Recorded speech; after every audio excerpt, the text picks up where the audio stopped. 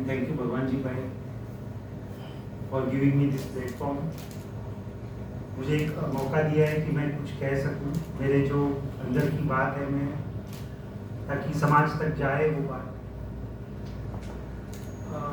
जहाँ तक number of जजेस का सवाल है, भगवान जी भाई ने जो बात रखी थी नंबर ऑफ जजेस इंक्रीज होने चाहिए, डेफिनेटली तो नंबर इंक्रीज तो होने ही चाहिए, मगर आज की सिचुएशन ऐसी है, जो शैलेश गांधी जो एक रिनाउंड आरटीआई एक्टिविस्ट हैं और जो फॉर्मर इंफॉर्मेशन कमिश्नर भी रह चुके हैं, वो इस सब्जेक्ट पे काफ़ी डिटेल से स्टडी कर रहे हैं। उन्होंने ये देखा है कि जो एग्जिस्टिंग वैकेंसीज हैं, apart from increasing the number of जजेस, अगर वही सिर्फ फिलअप कर दी जाए तो भी हमारा मसला पूरा हो जाता है। तो instead of creating more courts for say the population is increase, therefore the parameters must increase also, अगर वो एक बार साइड में भी रख दे तो भी जो एग्जिस्टिंग फ्रेमवर्क में जो नंबर ऑफ वैकेंसीज हैं वो सिर्फ फिलअप कर दी जाए, तो भी हम लोग जो अभी केसेस पेंडिंग हैं और जो नए फाइल होंगे वो एक समय सीमा में उसको उसका जजमेंट दिया जा सकता है। ऐसा शैलेश भाई का एक स्ट्रॉन्ग मत है, वो उस पर काफ़ी गहराई से रिसर्च कर रहे हैं। मैं भी उस पर थोड़ा बहुत कभी कभी देखता है। मैं अभी जो आपसे कहूँगा मैं ये कहना चाहूँगा कि जो एग्जिस्टिंग फ्रेमवर्क है उसमें हम लोग किस तरह से जस्टिस को थोड़ा सा जल्दी फास्ट कर सकते हैं। मैं खाली उस पर थोड़ी सी लाइट प्रकाश डालने की कोशिश करूंगा। जैसे 138 के केसेस, उसके पहले कमिंग बिफोर टू 138 केसेस, मैं ये कहना चाहता हूँ कि जो कोई आदमी कोर्ट में जाता है, ऐसा जरूरी नहीं है कि वो ईमानदार आदमी है। हम लोग ने ये देखा है कि judicial process is grossly misused and abused. उसका लेटेस्ट एग्जांपल हमने रिसेंटली देखा कि एक सॉफ्टवेयर इंजीनियर ने सुसाइड कमिट किया बेंगलुरु में। उसकी फैमिली और उसके अगेंस्ट में 9 केसेस फाइल हुए थे। तो this system is so vulnerable to misuse. उसको किस तरह से हम लोग, क्योंकि आखिर वो भी एक केस है जुडिशियरी के लिए, अगर हम लोग जो फ्रिविलियस केसेस हैं उसको कम कर सके किसी भी तरह से, तो ये एक बहुत बड़ा अचीवमेंट होगा अपने आप में। वो कैसे कम हो सकता है? तो लीगल नजरिया उसका ये है कि जो आदमी कोर्ट में आता है उसको अपना केस बहुत क्लियरली रखना चाहिए, रखना पड़ेगा। उसको लीगल लैंग्वेज में बोलते हैं कॉज ऑफ एक्शन, और एक और लीगल लैंग्वेज में उसको बोलते हैं प्लीडिंग ऑफ ज्यूरिसडिक्शनल फैक्ट्स। अब होता क्या है अदरवाइज, मैं एग्जांपल विमेंस का ही देता हूं, जो कि केसेस मैन और उसकी फैमिली के उसमें होते हैं। हस्बैंड को रिस्पोंडेंट बनाया, उसके पेरेंट्स को बनाया, उसके ब्रदर्स को बनाया, सिस्टर्स को बनाया, और एलिगेशंस कैसे लगते हैं? Respondents has done this, respondents has done this, respondents has. जो एलिगेशंस होते हैं वो क्वा रिस्पोंडेंट 1 2 3 4 5 ऐसे नहीं होते, एक ब्लैंकेट स्वीपिंग एलिगेशंस होते। सो कोर्ट को ये एनफोर्स करना होगा कि जो भी एलिगेशंस लगते हैं कोई भी प्लीडिंग्स में, जो आदमी जब कोर्ट में आता है तो वो 1 2 3 4 सबके अगेंस्ट में सेपरेटली क्लियरली प्लीड करे कि इसका ये गुनाह है, इसने ये किया है, इसके ये जिम्मेदार है। अदरवाइज वेग एलिगेशंस पे नोटिसेस इशू हो जाती है, समन्स इशू हो जाते हैं और केस भी चलता रहता है सारा।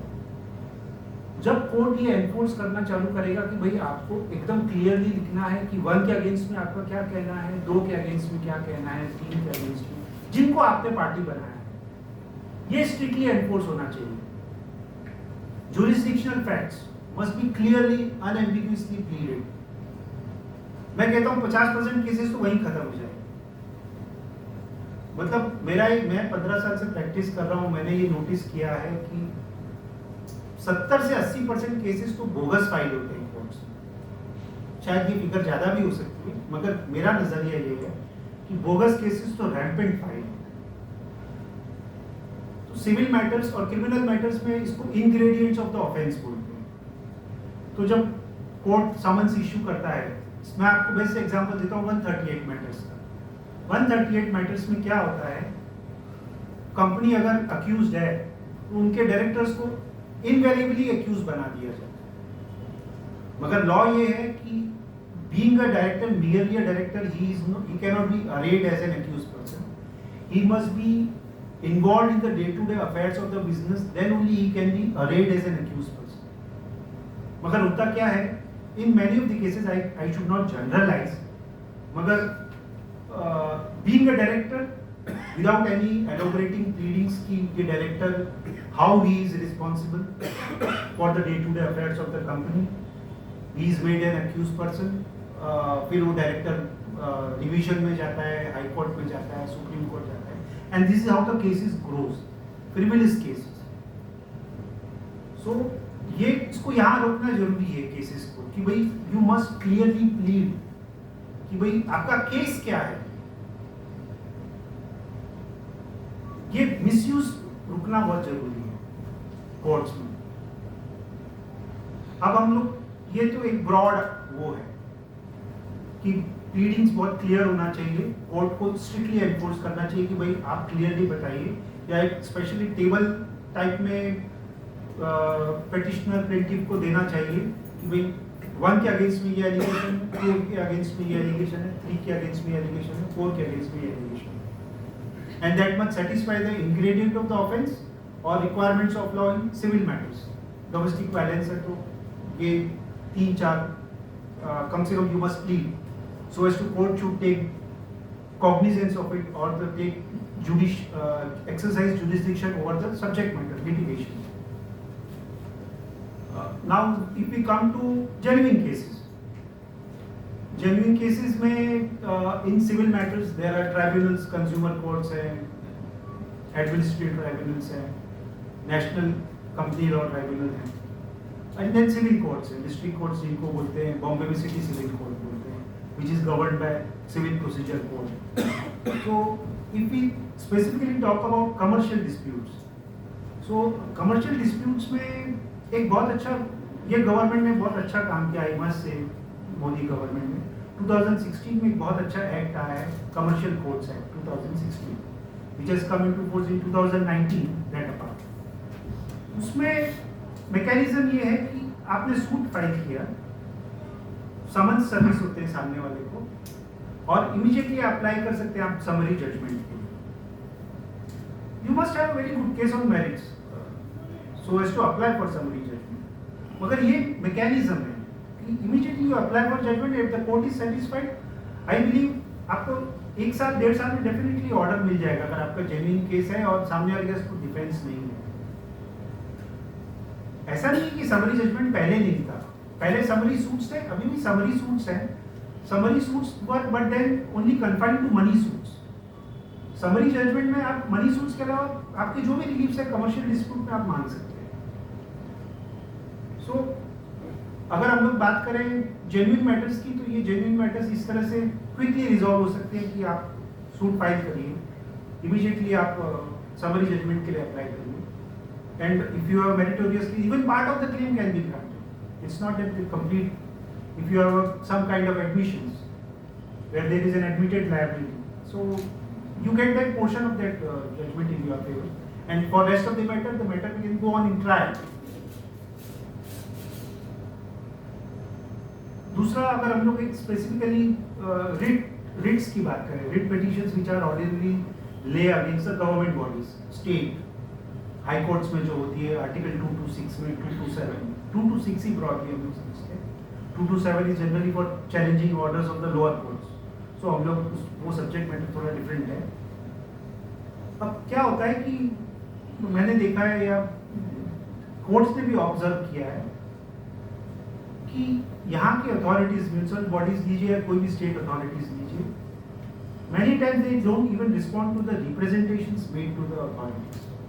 I mean, such a trivial thing, which is a very elementary thing in a democracy. We are called the sovereign, but then even the representation complaints are not responded by the authorities. So for these things also we have to go to the court, and in 1 or 2 hearings maximum, the court, if the court is satisfied, the writ court direct to decide the representation. But then sometimes the difficulty happens that a turn doesn't come up for the hearing, because even for getting the matter listed is a good task in High Court. I mean, the matter many times it is listed, but then it is not reached. So there could be a situation, the mechanism can be devised whereby the court may constitute a bench, or there could be many other things the court can devise, because I am not the appropriate person to tell the court that these matters be taken up immediately. There could be very I mean, ये जो चीज़ है इसका काफ़ी बड़े effect ऐसे हो सकते हैं कि एक बार अथॉरिटीज, बिकॉज क्या होता है, अथॉरिटीज भी देखती है कोर्ट कहाँ जल्दी से सुनने वाला है. It will take again years for the matter to come up. Sometimes matter does come up immediately also. It depends on the matter. Because we generally, it depends on the urgency of the matter also. Because we file the matter in the morning and the court does grant hearing in the afternoon also. It's not that the court doesn't grant, but then all matters doesn't have such kind of urgencies like demolition. Suppose if there is a demolition, the court is alive to the situation and does grant hearing also. But then जहाँ तक representation की बात है, complaints की बात है, अगर ये लिमिटेड रिलीफ्स होते हैं रेट पिटिशंस में, तो इसको क्विकली रिजॉल्व किया जा सकता है. और इस तरह से अगर अथॉरिटीज़ के ऊपर वो रहेगा कि ये तो तुरंत मैटर हियरिंग हो रहा है, तो फिर लोगों को आगे कोर्ट में जाने की जरूरत ही नहीं पड़ेगी, क्योंकि and the court should impose cost also. कि why you are not, because high courts have observed there is a judicial notice of high courts that the authorities do not respond to even representations. So there, if the courts, because the courts does impose cost, it is not that court cost impose नहीं करता है, but then court should be more proactive in imposing cost upon the authorities for such a trivial thing कि you are not even responding to representations. So ये सब चीजें काफी long run में इसके मल्टीपल इफेक्ट्स होंगे कि भाई then authorities would be responding to the representations. हमें सिचुएशन ये क्रिएट करनी होगी एटलीस्ट अथॉरिटीज के साथ में कि वो कोर्ट पे जाने की जरूरत ना पड़े, केसेस कम फाइल हो. तो ये ब्रॉड है, इसका बहुत स्ट्रेट फॉरवर्ड आंसर तो नहीं है, मैं इसलिए पहले छोटे में मैंने बताया. और जहाँ तक 138 मैटर्स का सवाल है, मैं खाली ब्रॉडली ये कहना चाहूँगा, मेरा सजेशन है कि 138 मैटर्स होते हैं, चेक डिजॉर्नर के मैटर्स होते हैं, उसमें सिविल रेमेडी में सिविल सूट भी फाइल कर सकते हैं. क्रिमिनल में 138 मैटर्स, जो कि निगोशिएबल इंस्ट्रूमेंट एक्ट में प्रोविजन है कि dishonour of cheque amounts to a criminal offence. But then what happens, you know, as a matter of course people file 138 proceeding, criminal proceedings, without really realizing that it's a trial based remedy. The entire trial takes place because it's a criminal matter. Because a person cannot be sent to jail just for the sake of proceeding has been filed. But then यही proceeding अगर आप civil suit में करते हैं, तो there is a probability कि आपको जल्दी से जजमेंट मिल जाए. मगर फिर वही बातें हो जाती हैं कई बार कि उसको एनफोर्स भी करना होता है. एनफोर्समेंट में थोड़ा समय भी जाता है. क्रिमिनल में अपने कुछ एट्रीब्यूट्स हैं कि थोड़ा प्रेशर ज़्यादा होता है एक्यूज के ऊपर, कि उसको डर होता है. मगर जो सीजन्ड होते हैं उनको पता होता है कैसे सिस्टम को मैनिपुलेट करना है. तो प्लस माइनस दोनों अपनी अपनी जगह हैं कि सिविल और क्रिमिनल के. मगर अगर फास्टर अगर आउटकम चाहिए, तो मैं लोगों को ये सजेस्ट करूंगा कि चेक डिसऑनर केसेस में आप सिविल सूट फाइल करिए, आपको जल्दी से रिजल्ट मिलेगा उसमें. आर्बिट्रेशन तो अपनी जगह पे चलता ही है. आर्बिट्रेशन आज के समय थोड़ा सा एक्सपेंसिव हो गया है, मतलब थोड़ा सा मतलब एक्चुअली बहुत एक्सपेंसिव हो गया है आर्बिट्रेशन, जो कि प्राइवेट रिजोल्यूशन ऑफ डिस्प्यूट जिसको बोलते हैं. There must be arbitration agreement between the parties. और आर्बिट्रेशन क्या हो गया है कि थोड़ा टेक्निकल हो गया है. बहुत छोटी छोटी सी बात पे आर्बिट्रेशन अवार्ड रिजेक्ट हो जाते हैं. तो एक तो एक्सपेंसिव है, ऊपर से रिजेक्ट हो जाते हैं, तो इतनी मेहनत और वापस से रीस्टार्ट करना, मतलब it's mind blowing. So arbitration जो इनिशियली एक जो स्टार्टिंग से लोग आज भी इंटरनेशनल लेवल पर आर्बिट्रेशन होते हैं, still it's an effective remedy, मगर बहुत एक्सपेंसिव होने के कारण मैं लोगों को सजेस्ट नहीं करता हूँ कि आप आर्बिट्रेशन में जाइए। लेकिन जहाँ न्याय ही नहीं मिलता है वहाँ पे आर्बिट्रेशन इसलिए होता है कि कम से कम रिजल्ट तो आ रहा है। अगर बस वही बातें हैं कि it's has become very technical and expensive, तो वो सब चीज़ें अगर कंट्रोल में हैं या उसको आप कवर कर सकते हैं, तो arbitration is still very effective remedy, because उसमें कोर्ट का इंटरवेंशन तो होता है अलग अलग स्टेजेस पे, मगर एटलीस्ट जो मेन थिंग है वो तो प्राइवेटली रिजॉल्व होता है dispute. There are institutions like Indian merchant chambers and there many are institutionalized. Arbitration has been institutionalized, where there are big players who give arbitration services to the business community at large. And of course, when the matter goes to the High Court for appointment of arbitrators, private arbitrators are appointed, lawyers, judges, retired judges. So it is an effective remedy that apart. ये broad चीज़ें, अगर आपको specific कुछ queries हो तो, या फिर वो क्वेरी सेशन लास्ट में हो।